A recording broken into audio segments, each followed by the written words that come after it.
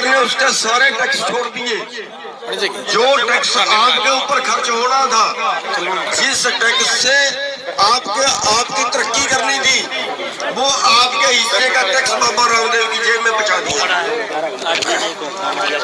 आज से 7-8 पहले तो बाबा रामदेव के पास कुछ भी नहीं था। आज देश के 5वें नंबर का अमीर है। इसलिए अंबानी, अडानी और बाबा रामदेव, इनका कोई माल मत खरीदना। हम छोटे व्यापारी से खरीदे, छोटे फैक्ट्री वाले का खरीदे, उससे देश की जीडीपी बढ़ती है। ये लोग तो कुछ पैसे को हड़प कर रहे हैं।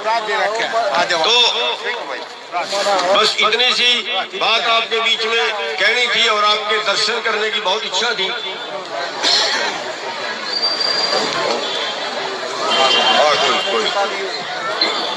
अभी सरकार से कल फिर बातचीत है, कोई ज्यादा उम्मीद नहीं है कि बात पाएगी, क्योंकि राजहट है, देश को गुमराह कर रहे हैं कि हम तो सारा कुछ मानने के लिए तैयार हैं, ये किसान ही जिद पे अड़े हुए हैं।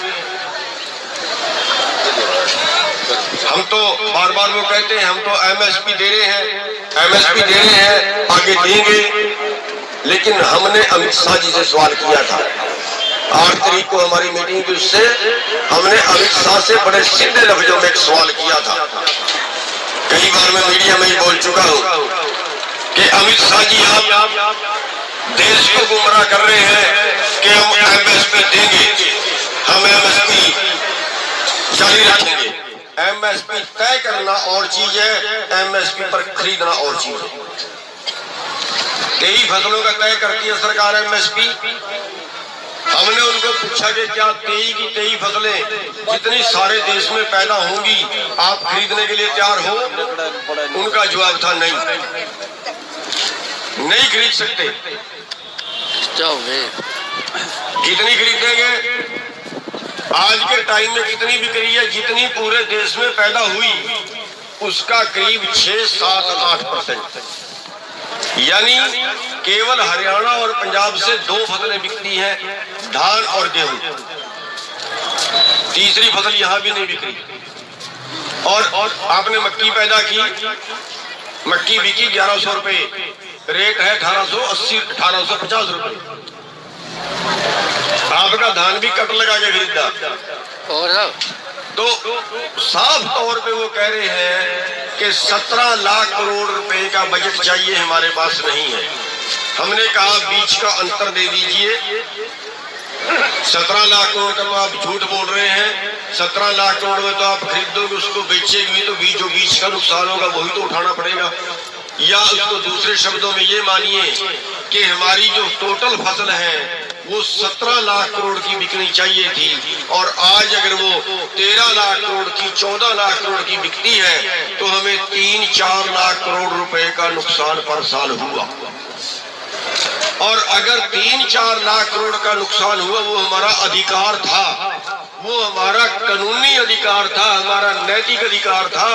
न्यूनतम समर्थन मूल्य, न्यूनतम उससे कम नहीं मिलेगा, न्यूनतम कम से कम 17 लाख करोड़ आने चाहिए थे।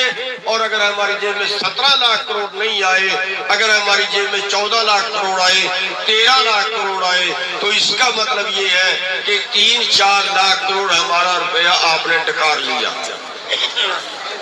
और अभी मेरे सामने सवेरे एक आंकड़ा आया है, उसमें बताया गया है, सरकार के स्पेशलिस्ट हैं बताने वाले, कि पिछले 15 साल के अंदर 45 लाख करोड़ रुपया किसानों की जेब में और जाना चाहिए था। पिछले 15 साल में 45 लाख करोड़ रुपया किसानों की जेब में और जाना चाहिए था, जो नहीं गया। और अगर वो 45 लाख करोड़ रुपया हमारी जेब में आ गया होता, आज कितना कर्जा देना आपने? सारे देश के किसानों ने एग्रो इंडस्ट्री का कर्जा अलग निकाल दें तो करीब 7 लाख करोड़ रुपया कर्जा हमारे ऊपर है, करीब 7 लाख करोड़ रुपया। और अगर हमें केवल एमएसपी मिलता, केवल एमएसपी की बात कर रहे हैं हम, स्वामीनाथन योग के हिसाब से नहीं, स्वामीनाथन आयोग के हिसाब से तो और ज्यादा बनता है। अभी जो धान का भाव है इसमें 600 रुपए और जुड़ते हैं स्वामीनाथन के हिसाब से तो। लेकिन जो सरकार तय कर रही है अगर हमें वो भी मिलता तो उसमें भी हमें 45 लाख करोड़ रुपया और मिलता। इस तरह से लूट रही है सरकार हमें, और उस लूट को बचाने के लिए हमारे पास कोई चारा नहीं है। बस एक ही चारा है, ना तो हम अगर हम उम्मीद करेंगे बीजेपी को बदल दें, कांग्रेस आ जाएगी और फिर हल हो जाएगा, नहीं होगा। हल तो होगा केवल लड़ाई से ही, और उस लड़ाई में आज आप लोगों का तो कसूर नहीं है। आज आप लोग तो मेरे ख्याल से इससे ज्यादा हम क्या उम्मीद कर सकते हैं, इससे ज्यादा हम लोग उम्मीद की भी नहीं करते। आप बहुत सहयोग दे रहे हैं, और अब तो बस उस परमात्मा से हम दुआ करते हैं कि परमात्मा इस लड़ाई को सिरे लगा दे और बख्शिश करे जनता के ऊपर, अपने देश के ऊपर। और यहाँ के गरीब लोग, यहाँ के आम लोग, वो लोग केवल जिंदा रहने के लिए लड़ाई है। धर्म युद्ध केवल जिंदा, अमीर तो हम बन ही नहीं सकते, केवल जिंदा रहने के लिए। आज कितने भुखमरी से मर रहे हैं, कितने इलाज से, बीमारी से मर रहे हैं। क्या आप लोग, कितने लोग हैं जो 20 लाख 30 लाख का इलाज करा लेंगे अगर कोई परमात्मा ना करे कोई बीमार हो जाए? अरे एक मंत्री बीमार हो जाए, अरबपति है, विदेश में इलाज कराए, 5 करोड़ रुपया खर्च करके आए तो सरकार देगी? 1 लाख रुपए तनख्वाह लेता है अधिकारी, उसके परिवार से कोई बीमार हो जाए, 50 लाख लगे तो सरकार देगी? और आप लोग जो है, जो इस देश के पूंजीपतियों का भोजन बन गए हैं, उनके परिवार से कोई बीमार हो जाए तो कौन इलाज कराएगा?